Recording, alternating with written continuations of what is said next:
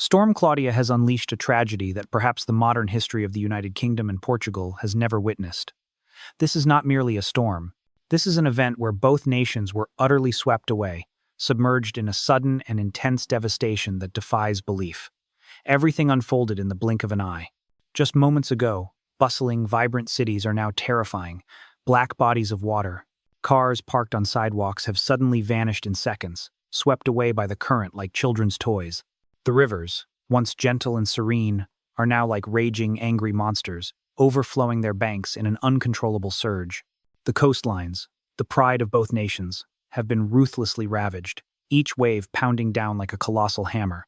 And even more terrifying, a rare tornado tore through Portugal, stripping the roofs off houses, exposing their interiors, and turning cherished homes into debris in an instant. Rescue sirens screamed into the night, echoing across cities swallowed by darkness. Power was cut. More than 1,000 emergencies were logged in just a few short hours, and the designated safe havens, meant to be the last refuge, are now jam-packed, with no room left to take shelter. But even amidst this ultimate chaos, new dangers continue to rise. What is truly failing behind the scenes of the rescue effort? And could the next threat be drawing closer than we think, ready to deliver yet another devastating blow? At the Riverside Estate in York, rescue teams strained every muscle to haul inflatable rafts across the pitch-black water, their headlights only faintly illuminating the cars that had been completely submerged. They struggled to move from house to house, bracing themselves against the strong currents and jammed doors to reach families trapped on the upper floors. They carried and piggybacked residents through chest-deep water. Urgent radio logs continuously counted, indicating over 1,000 emergencies in a single day. Each call was a frantic race against time, as the floodwaters rose 1 meter in just 15 minutes, an unprecedented speed. The elderly, shivering from the cold, were carried out, tightly wrapped in blankets. Frightened children were lifted from windows as the surging water had completely engulfed the ground floors. In Setúbal, Portugal, nearly 200 responders rushed to handle 43 separate flooding calls just before dawn. They waded through streets where storm drains erupted like small volcanoes, and homes were filling with water like giant bathtubs. Hospitals, from Monmouth in the UK to Lisbon in Portugal, were overwhelmed with injured people. Trauma from debris, severe hypothermia, and broken bones were the most common issues. A sudden spike in Monmouth's casualty log forced ambulances to reroute urgently. Rescue teams had to relay patients by boat, as the roads, once vital lifelines, had vanished entirely beneath the river. Shelters were crammed with families clutching bags and pets, the air thick with exhaustion and raw fear. Civil protection volunteers painstakingly checked names on soaked lists, desperately searching for those still missing. Sadly, some individuals were undocumented, found only when volunteers posted their photos on social media. In the chaos, medics worked under the beam of flashlights, prioritizing first aid for children shivering in borrowed coats. One survivor from York whispered, "They were soaked to the skin, but they never hesitated to come back for my father." Every face, whether rescued or rescuing, became a living testament to a night when ordinary life was violently swept into a whirlwind of crisis. The rescue numbers relentlessly kept climbing. Each number is a harrowing story carried away by the flood. In Setúbal, emergency teams were frantically managing over 40 separate flooding crises as the water levels violently rose during the early hours. Nearly 200 responders moved through the city, forced to divide their meager forces between submerged roads, garages rapidly filling with toxic runoff, and elevator shafts that had been grotesquely transformed into vertical rivers. With every desperate call, the pressure on the entire municipal system built to a breaking point. Civil protection workers hastily set up temporary shelters in schools and community centers. But every new family arriving meant fewer empty beds and less food to stretch around. There was no official overflow plan, and the entire emergency system was brutally stretched to its absolute limit. Volunteers logged arrivals by flashlight, scanning soaked ID cards and desperately searching for missing names that might have been lost in the deluge. Across Lisbon, entire neighborhoods plunged into total darkness as the power grid failed. The power loss instantly cut off heating and communications, leaving hundreds of people relying on dim battery lamps and borrowed blankets for warmth. In some districts, the blackouts lasted throughout the night, with only the terrifying blue strobes of emergency vehicles providing any break from the gloom. Hospitals immediately switched to backup generators, rationing precious power between trauma wards, which needed it most, and critical communication links. Along the Douro River, outreach teams from local NGOs attempted the impossible, reaching isolated camps and vulnerable riverbank settlements, many populated by undocumented families or people without phones. With bridges underwater and major roads completely blocked, some were left waiting for agonizing hours. Their only link to potential help was a single blurry photo posted by a volunteer online. Field reports emerging from the Douro region painted a grim picture, exposing colossal gaps in the safety net. Families missed entirely by official census counts, severe language barriers slowing down the intake process, and shelters that simply could not promise a bed for everyone seeking refuge. For the most vulnerable, rescue came down purely to luck, a stranger's phone call, a lucky found address, or finding a tiny space on a crowded floor. Even as the rain momentarily slowed, the demand for aid continued its terrifying climb, mercilessly exposing every structural weakness in the emergency response framework. Then, disaster struck in the UK. At 2:17 inches the morning, the A379 bridge outside Plymouth gave way. CCTV captured the terrifying moment the center span crumpled into the black water below. 50 vehicles were instantly left stranded on either side, their headlights flickering helplessly in the downpour as the only safe route south vanished in seconds. Emergency crews scrambled to reroute ambulances and launch rescue boats, but the forced detour cost precious, irretrievable minutes. Municipal engineers, reviewing horrifying maintenance logs, discovered the bridge had been explicitly flagged for reinforcement work, which was scheduled for late autumn, but was tragically postponed after a last-minute budget reshuffle. Now, the catastrophic collapse forced a rapid, panicky audit of every crossing structure in the floodplain. The systemic failure wasn't confined to the structural decay of aging bridges. It was a crisis rooted deep beneath the streets of major cities. In Lisbon, storm drains, the very arteries meant to protect the city, buckled under the onslaught. Maintenance records screamed of overdue upgrades and explicit warnings that had been lethally ignored. Water didn't just drain slowly. It burst through street grates, surging violently into ground floor flats, mercilessly overwhelming pumps that were designed only for storms half this size. Engineers traced the entire backlog to chronically blocked culverts, a critical problem that had been noted in city council reports for years, only to be shelved and forgotten amidst political bureaucracy. The paralysis spread swiftly to the air and rail networks. Madeira International Airport, a crucial hub, was forced to suspend all flights as runways vanished beneath a terrifying expanse of standing water, leaving travelers stranded, bewildered, in dimly lit terminals. Across southern Wales, rail lines disappeared beneath the flood tide, and emergency crews were dispatched to inspect embankments for dangerous erosion. Every single choke point, bridges, drains, and rails was now ruthlessly tested by a storm that had somehow located every single weak link in the nation's protective chain. The destructive impact was immediately wide-reaching, and the recovery, experts warn, will be measured not in days, but in agonizing weeks and months. But the question remains, why? Why this sudden monstrous violence? Why did this storm possess the strength to find and exploit every single flaw in our infrastructure? The terrifying answer lies high in the atmosphere. A stalled jet stream locked the relentless rain bands over Portugal and the UK, effectively trapping the storm's core directly above the same vulnerable regions for hours on end. Met Office synoptic charts revealed the jet stream diverging just west of Iberia, acting like a cosmic guide, steering Claudia's heaviest, most concentrated rain directly into densely populated urban centers.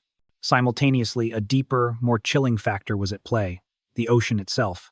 At sea, the Atlantic surface temperatures were running an alarming 1 to 2 degrees Celsius, above average.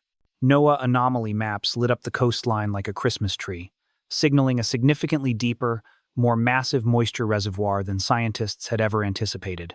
This extra, abnormal heat meant every single cloud mass carried a horrifyingly greater volume of water, and when the storm finally arrived, it unleashed up to 150 millimeters of rain in less than a single day. Animated rainfall accumulation graphics from both national agencies confirmed the local, record-breaking peaks. Lisbon gauges hit a staggering 150 millimeters. Monmouth gauges reached nearly 120 millimeters. The ground, already completely saturated from earlier, forgotten autumn storms, could absorb absolutely nothing more. With nowhere left to go, the torrent of water rushed uncontrollably into rivers, choked drains, and straight into the streets. In Portugal's south, the atmospheric chaos delivered one final, cruel blow. IPMA radar captured a sight rarely seen in the region: a sharp, unmistakable tornado signature. This appeared as a terrifying twisting red core mapped near Faro, an indicator that set the deadly stage for a funnel cloud to successfully touch down and inflict further structural catastrophe. Each of these devastating factors, the unyielding jet stream stall, the record-breaking warm seas, the extreme, deluge-level rainfall, and the sudden, violent wind shear, combined in a destructive symphony to absolutely overwhelm every single local forecast and every layer of defense. The science was chillingly clear. Claudia's unprecedented violence was absolutely no accident. It was the predictable, terrifying result of an atmospheric chain reaction that left zero margin for error, a catastrophe waiting to happen. The immediate crisis may be momentarily peaking, but the threat is far from over. Forecast models are now split, carving the days ahead into three horrifying potential paths. The most optimistic and, statistically, the most likely path, sitting at a nervous 70% probability, shows the rivers finally beginning to subside. Water gauges in Monmouth and Lisbon have, against all odds, started to drop. Scattered patches of sun may break through the clouds, and brave cleanup crews can begin to fan out across the muddy, ravaged streets. Emergency alerts will likely ease as the rainfall tapers off, granting the battered towns a desperately fragile pause. However, agencies are issuing stern, explicit warnings that a second, far more dangerous scenario with a gut-wrenching 1 in 5 chance could unfold instead. New, lurking rain bands are entirely possible, and the ground remains saturated beyond measure. Even a brief, sharp burst of localized rain could instantly send river levels climbing again, transforming relief into renewed panic. Radar loops from the Met Office and IPMA are tracking every isolated cloud formation, searching like desperate sentinels for any signs of a grim return. Should this scenario materialize, secondary, amplified flooding could swiftly force entirely new rounds of mass evacuations, close down already crippled airports, and keep the overflowing shelters desperately crowded for days longer. A final, terrifying, and less likely scenario, looming at the grim edge of the forecast with only a 10% probability, is what truly terrifies officials. A fresh, powerful Atlantic low-pressure system, already forming ominously over the abnormally warm seas, could be tragically dragged toward the coast. If pressure readings plummet further and the flashing warnings officially turn deep red, Claudia's agonizing aftermath could instantly spiral into a devastating second assault. Every spike on the digital river gauges, every urgent alert broadcast from dam operators is being watched with paralyzing intensity for any signs that the worst chapter of this disaster is not yet finished. To ensure survival, vigilance is paramount. Authorities have established a series of critical red flags that, if triggered, mandate instant action. A sudden massive spike of more than 1 meter at the Teddington gauge, for example, instantly triggers a major incident declaration for the entirety of London. Environment Agency protocols shift instantly and violently. Further south, the Crestuma-Lever Dam on the Douro River hits its critical alert threshold if upstream flows terrifyingly approach $8,000. When this specific metric is met, EDP immediately issues a widespread release warning, aggressively sending out SMS alerts and simultaneously activating deafening sirens along the already devastated riverbank. The danger signs, the red flags, are precise and deadly serious. Beyond the dam warnings, new Met Office red warnings for rainfall, or rapid tornado formation confirmed by IPMA, mean conditions can pivot from survivable to catastrophic within minutes. Flash flood alerts are instantly activated following any rainfall exceeding the lethal threshold of 30 millimeters per hour in districts already completely saturated. The vigilance extends even to the invisible. If a terrifying radar gap appears, where satellite or ground coverage mysteriously misses, developing storm cell authorities drastically increase ground patrols and keep response teams at a perpetual state of ready. Further terrifying the hydrological experts, dam operators and hydrologists are constantly monitoring for the last most desperate measure. The spillway only releases. This is a step that has not yet been triggered, but it remains a horrifying possibility, always just minutes away in a fast-rising, uncontrollable river. But there are also green flags, the desperately sought signs of hope that the immediate threat may finally be receding. These matter just as critically. Rain gauges showing a steady 2-hour drop signal that floodwaters may, at last, be on their definitive retreat. Dam operators can finally confirm that no further, panic-inducing releases are planned only when upstream flows stabilize conclusively. The lifting of active red or orange warnings by the Met Office or IPMA offers a deep breath of relief, implying that the worst of the atmospheric fury is likely over, but this relief is conditional, entirely dependent on rainfall bands remaining completely clear of the region.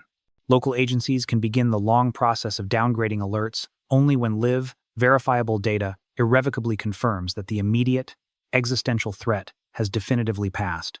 Every spike, every alert, every single drop in the gauge, each one is a critical signal.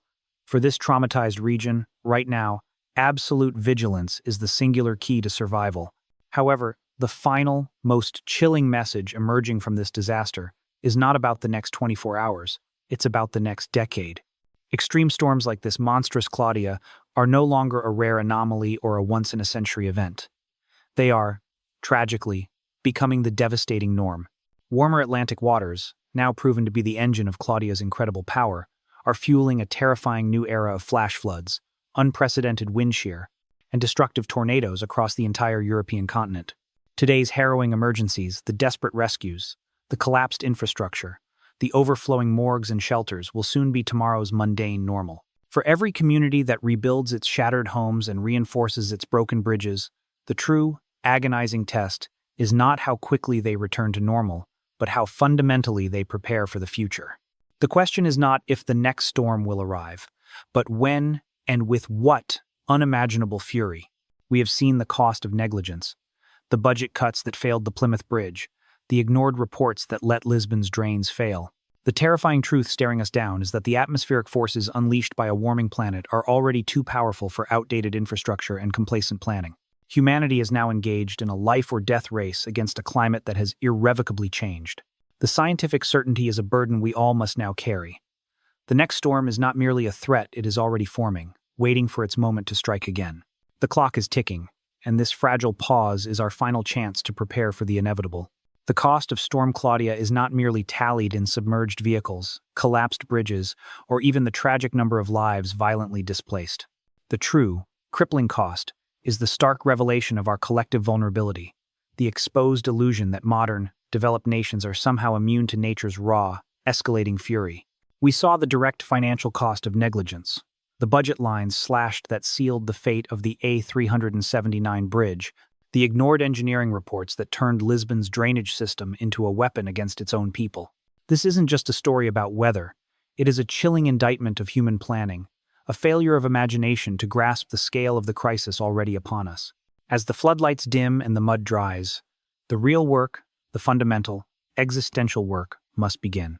Every structure rebuilt, every meter of coastline reinforced, must be engineered against a future guaranteed to be more violent than the past.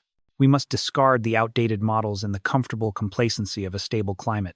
The scientific data is relentless and unforgiving. The thermal energy locked in the oceans ensures that the moisture reservoirs feeding future storms will only deepen. The jet stream anomalies, once rare, are becoming routine, turning localized rainfall into continental disasters. This is the era of the climate superpower, a destructive force that respects no national border, no political ideology, and no financial reserve. The trauma witnessed in York and Setúbal serves as a brutal, global warning. If infrastructure in the economic powerhouses of Europe can crumble under this pressure, what hope is there for the world's more vulnerable regions? The silence from political forums, the endless deferral of critical funding for climate resilience, is now louder than any siren. History will not look kindly upon a generation that possessed all the data, all the red flags, all the scientific certainties yet chose to postpone action, preferring the temporary comfort of balanced budgets over the permanent security of its citizens. We must embrace a radical shift in perspective. Resilience is no longer a virtue, it is a prerequisite for survival.